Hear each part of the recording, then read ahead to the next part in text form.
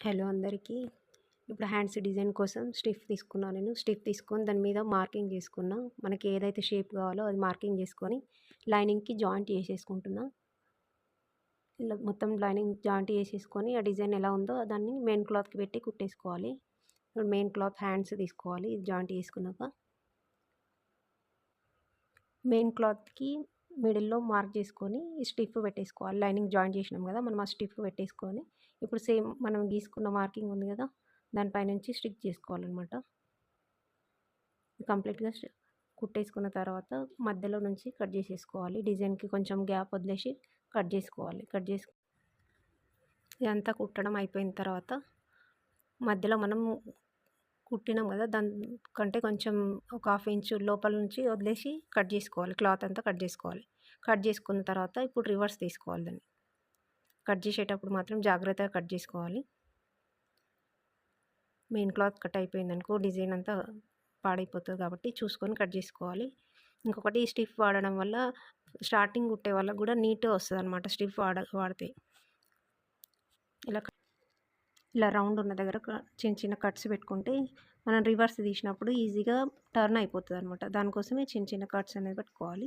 ఇప్పుడు తీసిన తర్వాత మంచి షేప్ అనేది మనం ఏ షేప్ అయితే కుట్టుకున్నామో అది కనిపించేస్తదనమాట. అది పక్కన పెట్టేసుకొని ఇప్పుడు హోల్‌లో మధ్యలో మనం లీవ్స్ డిజైన్ కోసం ఏదైతే శారీ కలర్ ఉంటుందో దాంతో ప్రిపేర్ చేసుకోవాలనమాట. అది ఇలా ఒక పొడవేమో ఒక 10 అంటే మనకు ఒక సరిపడా క్లాత్ తీసుకోవాలి. వెడల్పు, పొడవు అనేది మనం తీసుకున్న రౌండ్‌ని బట్టి ఉంటదనమాట. పెద్దగా తీసుకుంటే హోల్ అనేది ఇంకా ఎక్కువ క్లాత్ తీసుకోవాలి. ఇప్పుడు నేను తీసుకున్న దానికైతే వెడల్పులో ఒక 5 ఇంచెస్, మిగతాది పొడవులో అయితే నాకు కావాల్సినంత క్లాత్ తీసేసుకుంటున్నా అనమాట. ఇలా తీసుకొని ఫ్రిల్స్ పెట్టేసుకోవాలి. చిన్న చిన్న ఫ్రిల్సే పెట్టేసుకోవాలి వీటికి. ఇలా పెట్టేసుకొని ఇప్పుడు దీన్ని మనకి ఏదైతే షేప్ ఉందో దానికోసమే ప్రిపరేషన్ చేసుకుంటాం అనమాట. ఇప్పుడు మధ్యలో నుంచి ఫ్రిల్స్ పెట్టేసినాం కదా! ఇప్పుడు అటు సైడ్ ఇటు సైడ్ వాటికి రివర్స్‌లో ఫ్రిల్స్‌ని ఉల్టా పెట్టేసుకొని కుట్టేసుకోవాలనమాట. ఇప్పుడు వీడియోలో చూపిస్తున్నట్టుగా రివర్స్‌లో పెట్టుకొని కుట్టేసుకోవాలి. ఈ కుట్టు అనేది తర్వాత కనిపించదు. కాకపోతే మనము ఫ్రిల్స్ రివర్స్‌లో తిరిగి ఉండడం కోసం స్టిచ్ చేసుకోవాలనమాట. సేమ్ ఇటు సైడ్ కూడా అట్లా రివర్స్‌లో పెట్టేసుకొని మళ్ళీ కుచ్చులు పెట్టేసుకొని ఒక కుట్టు అనేది వేసుకోవాలి. ఇది పెట్టేటప్పుడు కొంచెం ఫస్ట్ టైం పెట్టే వాళ్ళకైతే కొంచెం నీట్‌గా స్లోగా పెడితే నీట్‌గా వస్తది. అలా చిన్న చిన్న కుచ్చులు మాత్రం పెట్టేసుకొని ఇప్పుడు మనకు కావాల్సిన క్లాత్ ఉంది కదా!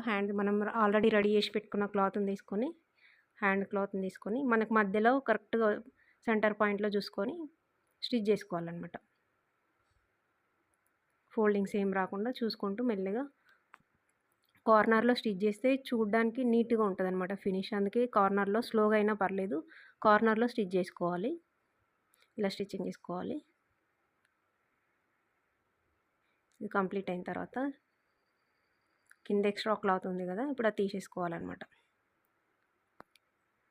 ఇప్పుడు ఎక్స్ట్రా క్లాత్ అంతా స్లోగా కట్ చేసుకోవాలి. పొరపాటున ఒక్కొక్కసారి హ్యాండ్ కూడా కట్ అయిపోతుంటుంది. అందుకే చూసి స్లోగా కట్ చేసుకోవాలి. ఇంకా పైపింగ్ చేసేసుకొని మధ్యలో ఏమైనా బీడ్స్ కుట్టేసుకుంటే ఫినిష్ అయిపోతాయి హ్యాండ్. నా ఛానల్ని సబ్స్క్రైబ్ చేసుకొని లైక్ చేయండి, షేర్ చేయండి. ఇంకా కొత్త డిజైన్స్ పెడుతూ ఉంటాను.